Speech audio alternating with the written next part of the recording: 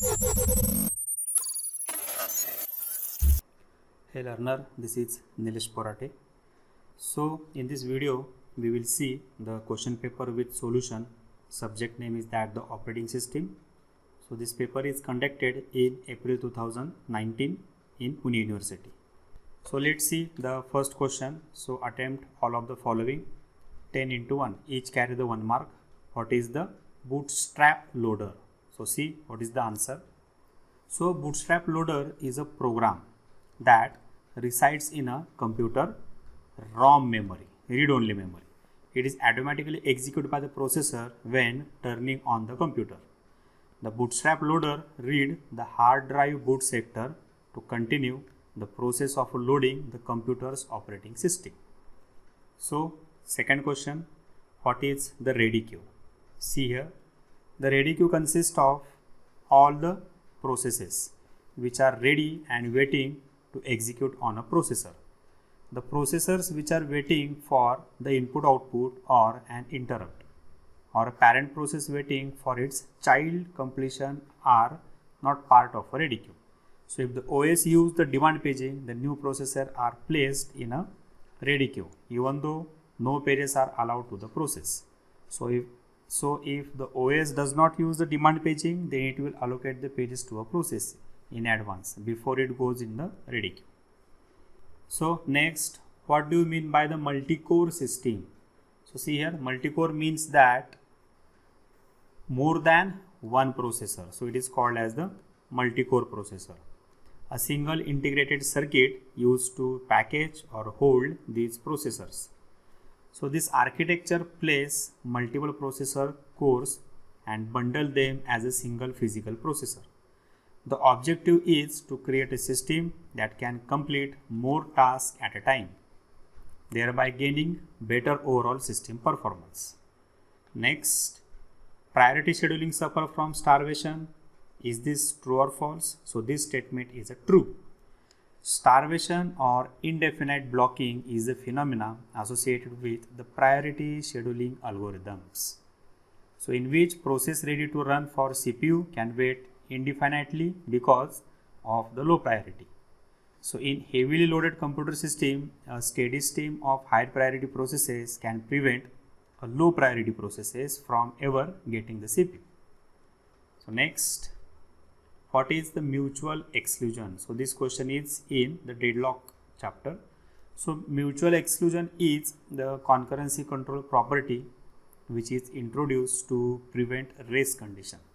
So it is the requirement that a process cannot enter its critical section while another concurrent process is currently present or executing in its critical section.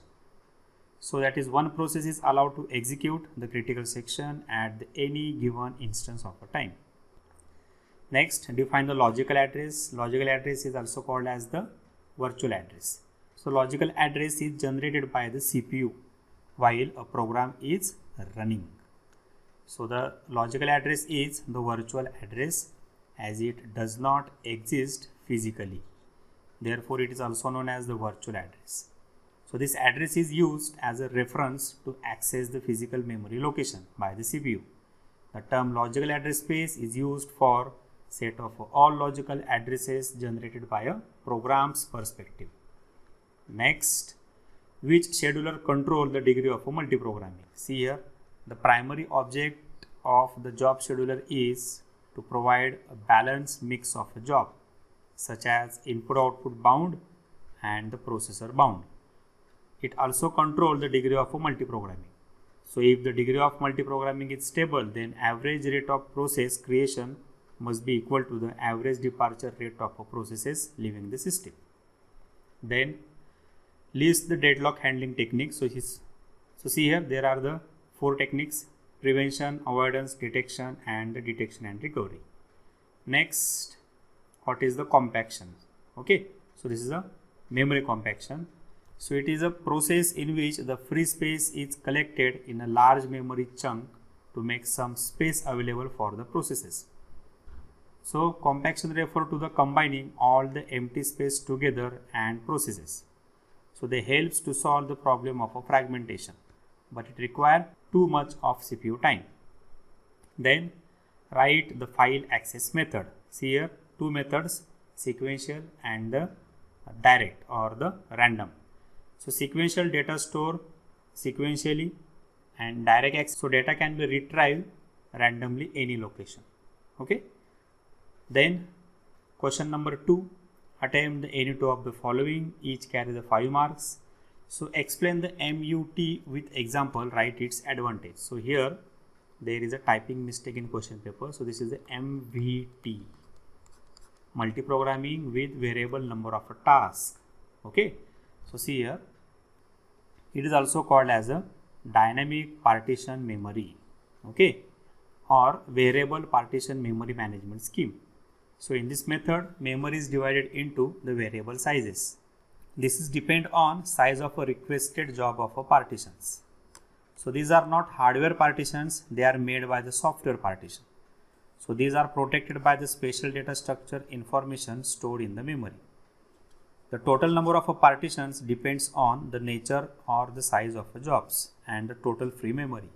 So degree of multiprogramming is not a fixed.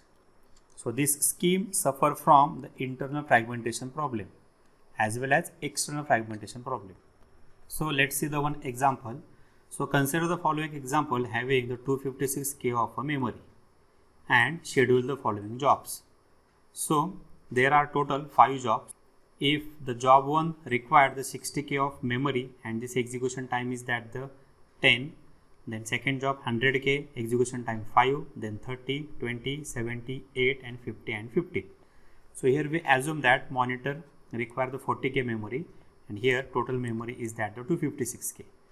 So here first job is require 60K memory. So 60 to 40, my J1 is in the 100K memory location. Then second job require 100K, then 100 to 200. So they acquire 100K memory. Now my memory is at the 200K. Then third job require 30K. Then my third job acquire the 30K memory. Now use the 230K memory. Here only 26K memory is the free. And fourth job requires the 70K memory, but there is not enough space. So they goes to wait state. So compared to 3 execution time, 10, 5 and 20. So 5 is the smallest execution time. So J2 finished first. So see here on second diagram after J2 complete. So J2 require 100K memory. So here all these 100 space is free. Then J4 acquire the 70K memory. Then 100 to 170 memory acquire. And this 30K is in a free. This 26K is also free. Now my execution time is that the 5. So 0 and the 15. And this is that the 8. Okay. Then finish job 1 because job 1 have the smallest execution time. Now J1 finished. See here on J1 finished. So they require 60K memory. So here there are the 60K space. Now job number 5, 50K here acquire and 10K here free space. Here 30K free and 26K free. Okay. So this is the fragmentation. If one more job is arrived, for example, J6 is arrived and they want to store, for example, 50K of storage. But see here, there is no 50K contiguous block. Perform the addition of all these free block. Then see here 10 plus 30 plus 26. So my answer is that 66K. Okay. So after memory compaction, all the allocated process are shifted to one side and all the free space are shifted to one side. If you perform the memory compaction, then this process is used in this free memory area. Otherwise, it is goes to wait. Okay. So this is the multiprogramming with variable number of tasks. So students, give one example in paper. So these are the some advantages. Okay. So proceed to next question. So my next question is that write a short note on the dining philosopher problem. See here, this is a, if you consider this is a table and this P1, P2, P3, P4, P5, these are the 5 philosopher. Okay, and this is a circular table, and in center there is a food plate or the rice plate. Okay, and these are the some chopsticks which are used to take on a food. Okay, so see here, these are the some situations. So there are the 5 philosophers sharing a circular table, then they have the eat and the thinking alternatively, then ball of a rice at the center, then there are the 5 chopstick. Philosopher need both the right and the left chopstick to eat. The hungry philosopher may only eat if they are both chopstick available. Otherwise, philosopher put down their chopstick and begin thinking. Okay, so this is the situation.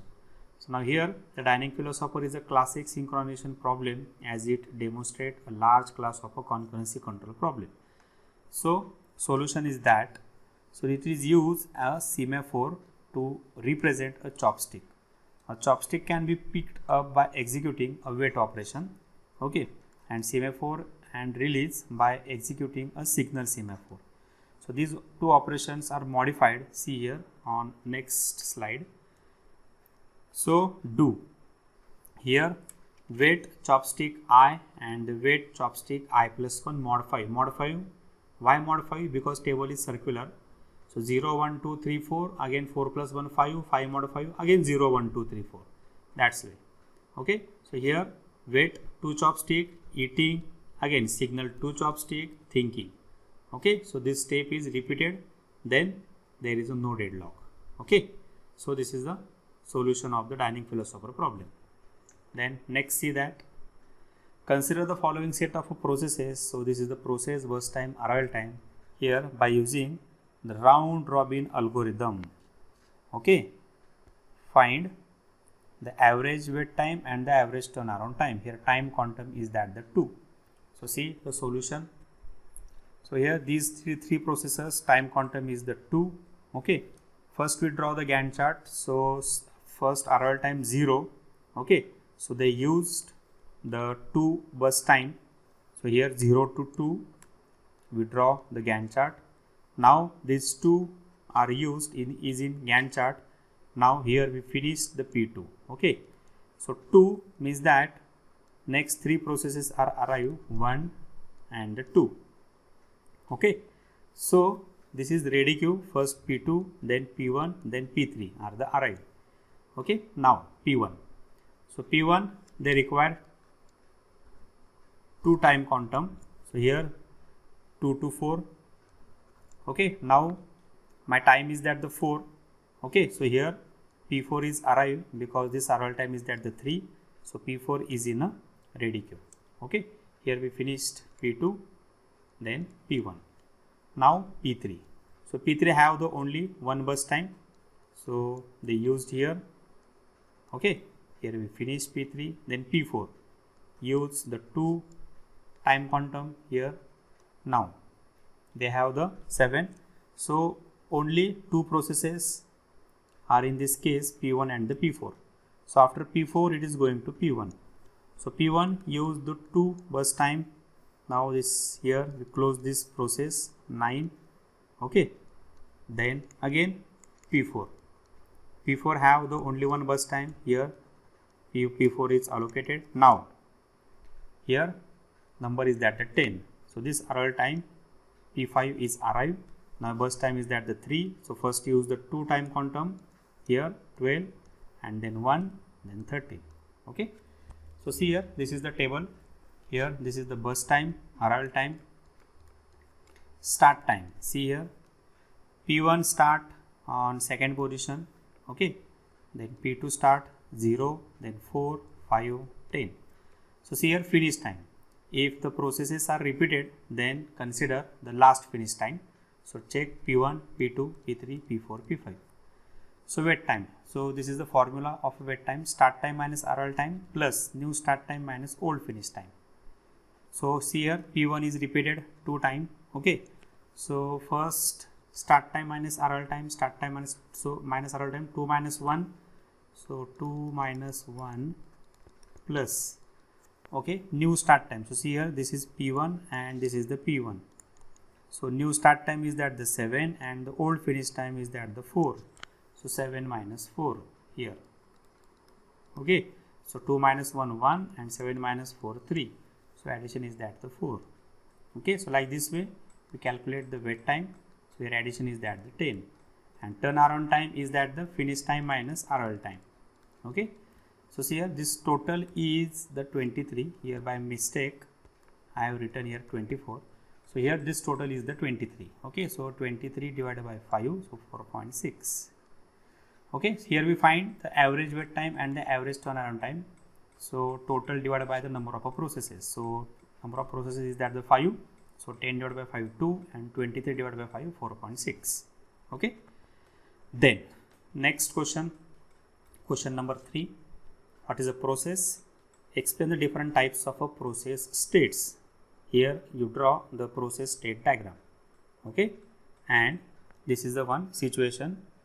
A program is in execution is called as a process. A process can be program code, that is the text region. A program is not a process. Program is a passive entity, process is an active entity. Program becomes a process when it is loaded into the memory, and the program counter specifies the next instruction to be executed and set of associated resources. Okay.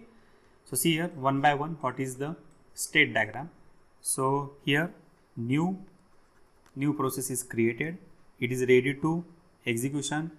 Okay, then it is going to running mode, then wait, again ready. So this cycle is repeated till process is not completed. So after completion it is going to exit terminated. Okay, so there is a chance of a interrupt. Okay, see one by one. So first new, here the process is being created. Okay, so this is creation mode, here ready. So process is waiting to be assigned to a processor. Here the PCB is created and all the initialization is done in a PCB. Next running, here instructions are being executed, and after execution it is going to wait. Okay, so in wait, process is waiting for some other process or some other input output device. Okay, or some parent to complete. Okay, so there are the many possibilities to waiting conditions. So see here after terminating the process, it can free the information used by the process, it can deallocate input output device, deallocate main memory, and it kill the PCB. So this is a process state diagram. So next see that explain the demand paging with the example. Okay, so this is the paging concept, this is the diagram. Okay, so if you consider this situation, this is your job which is divided into, so this number of pages. So this is a page table and there is a one entry which indicates some valid or the invalid states. So this is your main memory and this is a external device, that is the hard disk. Okay, which is used to backing store. So see here page number 5, 3 and the 0 which are in main memory. So 5 to 10 my state is that the valid.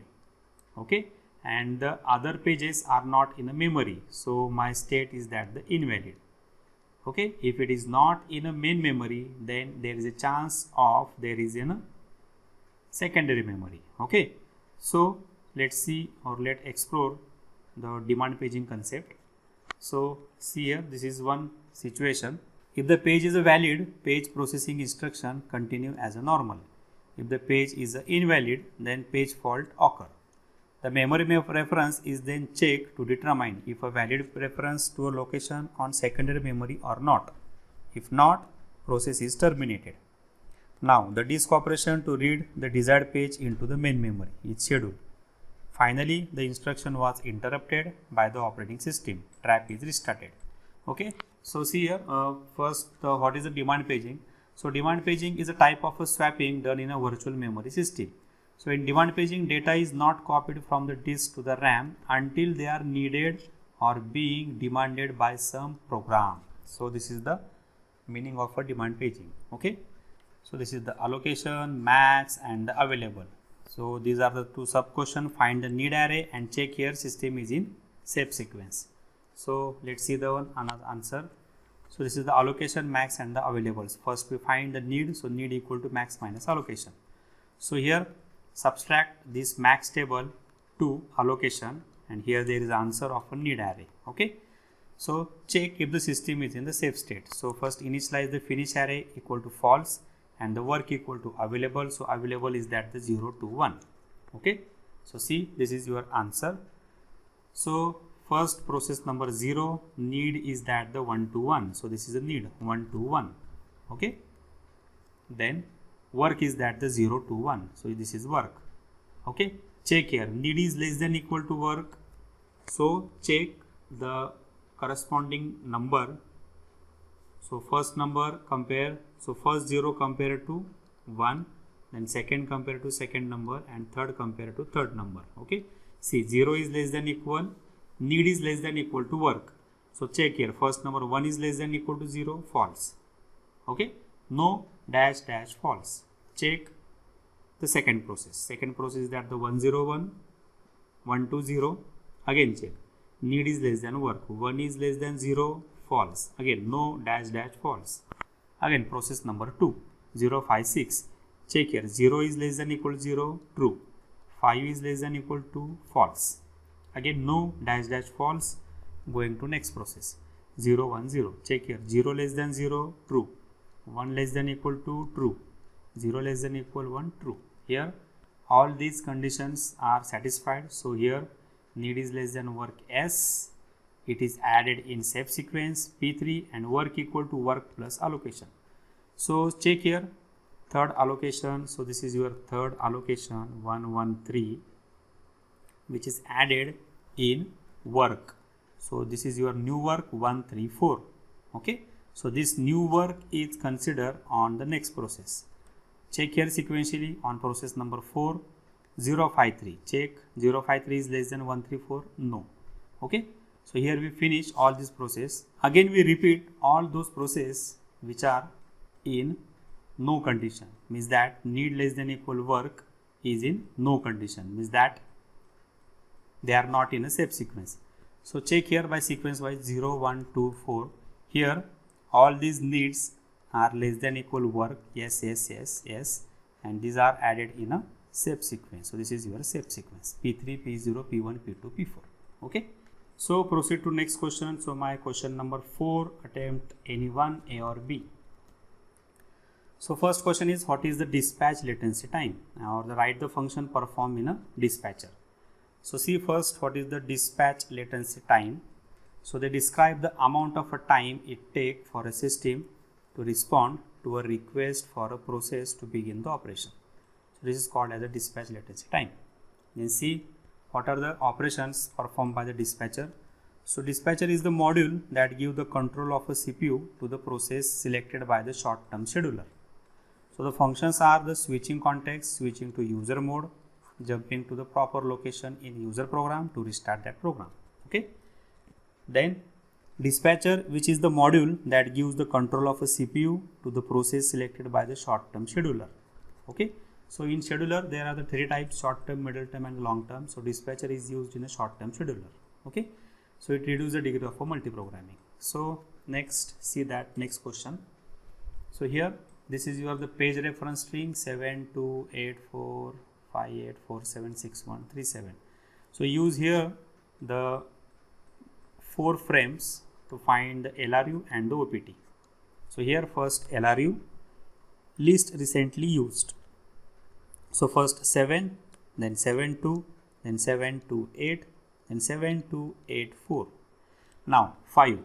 So check here on this side which number is in last position. So here first 4 is available here. Okay, so 4 is available, then 8, then 2, and on last there is a 7. So here we replace this number 7 to 5. Okay, here we replace 5. Again check 8.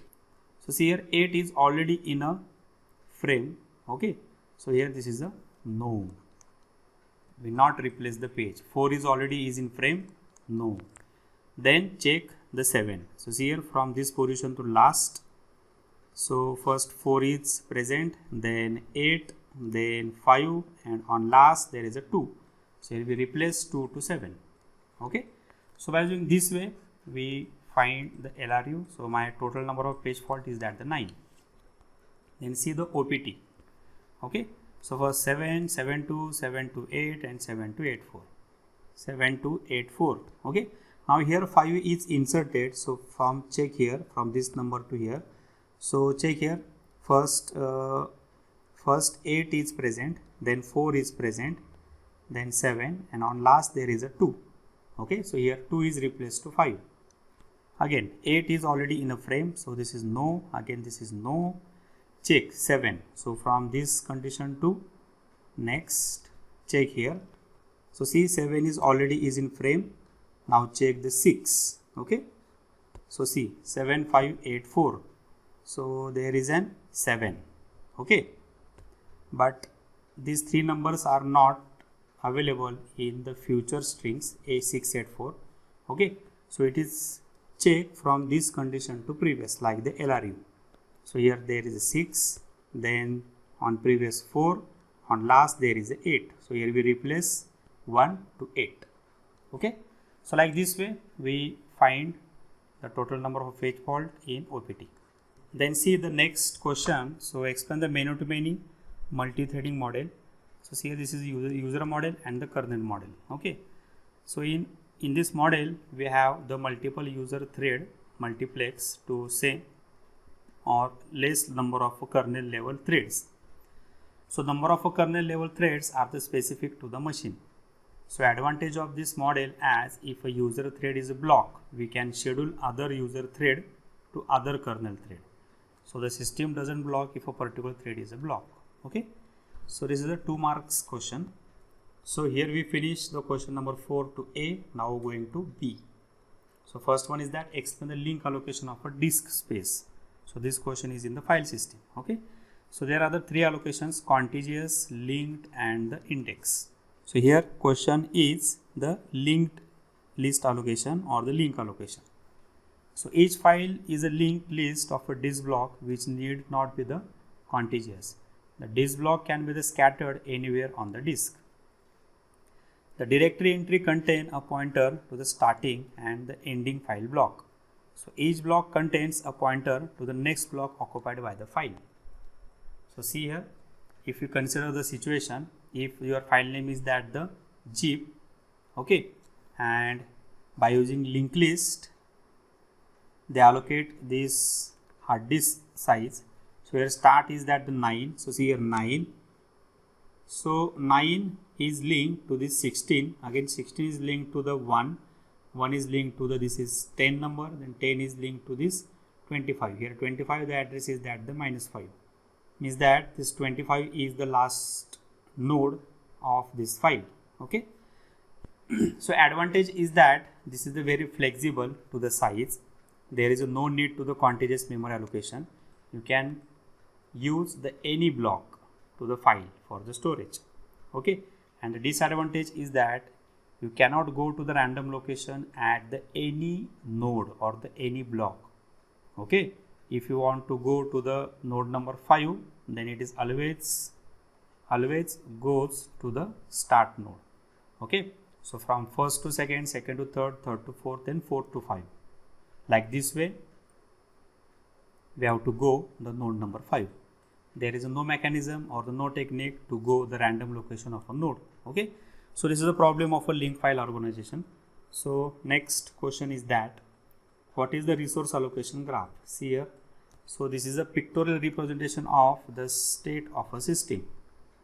As the name suggests, the resource allocation graph is the complete information about all the processes which are holding the some resources or waiting for the some resources. Okay. It is also contain the information about the instances of all the resources, whether they are available or being used by the processes. Okay. So they use the circle and the rectangle to represent the resources and the process. Okay. So this is the diagram. Vertices, process vertex and the resource vertex. So resources use the rectangle box and the process use the circle. So if the process is requesting to resource, then age is drawn from the process to resource. And if the resource is assigned to process, then see here we draw the edge from resource to process. Okay, like this way. So let's see the one example. So there are the three processes P1, P2, P3, two types of processes R1 and the R2. The resources are having the one instances each. Okay, according to the graph, R1 is being used by the P1. P1 is hold R2 and wait for the R1. So see here, this is a diagram. So first R1 is being used by the P1. So see here, R1 is used by the P1. Again, P2 hold the R2. P2 is holding the R2 and waiting for R1. P3 is waiting for R1 and as well as R2. Like this way we draw this the resource allocation graph. And check here in graph there is a cycle, then there is a deadlock. If it is no cycle, then there is a no deadlock. Okay. So this is use of a resource allocation graph. Next question is that write the advantage of a microkernel. So it is a software or the code which contain the requirement, the minimum amount of a functions, data and the features to implement and the operating system. So it provides a minimal number of a mechanism which is a good enough to run the most basic functions of an operating system. So it allows the other part of a operating system to be implemented as it does not impose a lot of policies. Okay. So this is a 2-mark question, advantages of a microkernel. So here we finish the operating system question paper. So if you have any queries, then comment on your query in comment box. Likes and subscribe the channel. See you on next video. Thank you.